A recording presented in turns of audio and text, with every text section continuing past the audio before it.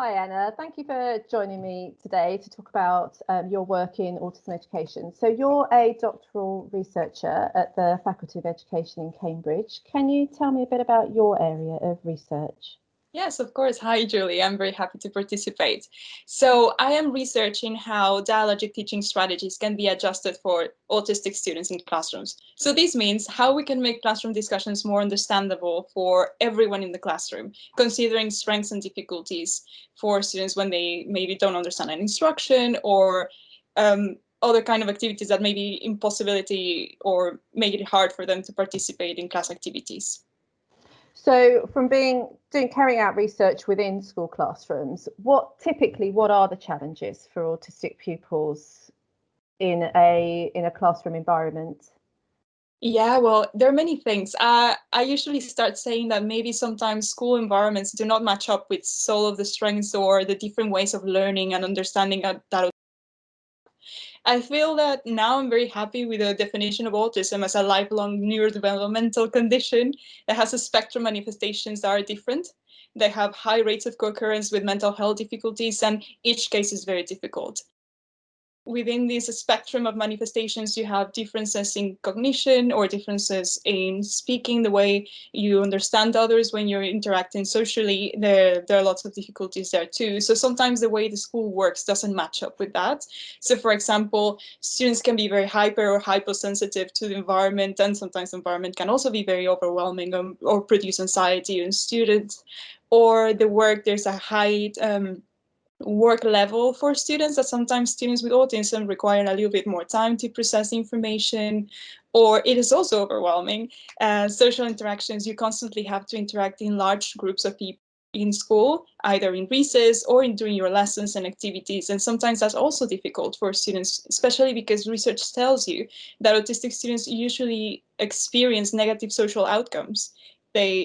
One of the things that they recognize as most difficult in school is being bullied or not understanding whether someone wants to be their friends or they're teasing them or they don't know how to interact with others. And of course, as in any other social context, you have the unwritten social rules that for autistic students are also hard to understand. So having those characteristics in the environment, sometimes maybe their participation is, there's an obstacle for them to participate, you know what I mean? And maybe they're losing things that are happening in the classroom.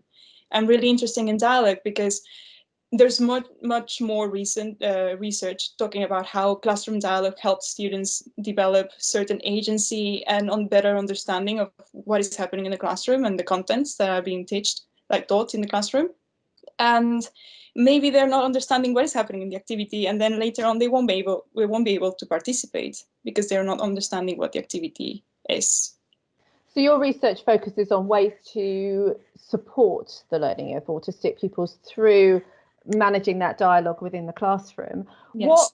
So through your work, what have you found works particularly well for students in a classroom situation in whatever area of dialogue it might be? So it might be instructions, or it might be getting ideas together, or it might be social dialogue. Yeah, well, focusing specifically on classroom discussions, I think that first of all, they have to be structured. It has to be as much as we can. And communication cannot be all structure or predictable, but the most we can, we should. If you explain your students what is expected from them during a discussion, what kind of interactions will happen in a certain activity, that makes it easier and less scary to get engaged in a conversation, of course. And then preparing and planning for classroom discussions. I'm not aiming for teachers to have discussions all the time in their classroom. You cannot do that. It's not realistic. But if you want your students to get engaged or involved in a classroom discussion, maybe you plan it around strengths and difficulties of your students.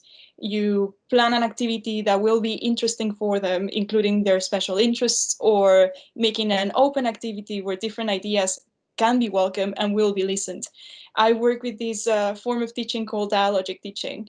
And this Dialogic Teaching aims for students and teachers to be active in the process of building and constructing knowledge together. So students' voices are important too. And everyone collaborates to conduct an activity in the classroom.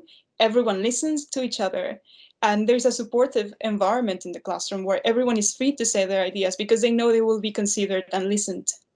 And as well, their objectives of the learning activities or discussions is very clear. Teacher openly discusses concepts, rules, why are we doing this, when and how.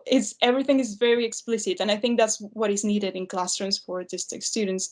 And once you're planning for the classroom discussion, then you can think of whether you need something in the environment to support the discussion. So for example, if you need visuals, or if you need it's also very important for discussions to have rules, and that's something that I want to add, because then if you construct those rules with the students and the teachers, they also feel important and part of what is happening in the classroom.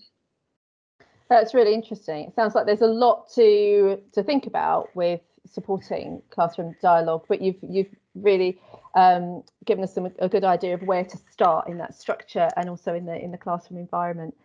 Thank you, Anna, for sharing your research with us today, and thank you for working with us at the Cavendish for a couple of years now. It's been really, really good to see you and to hear more about how your research is going. Thank you very much. You're very welcome.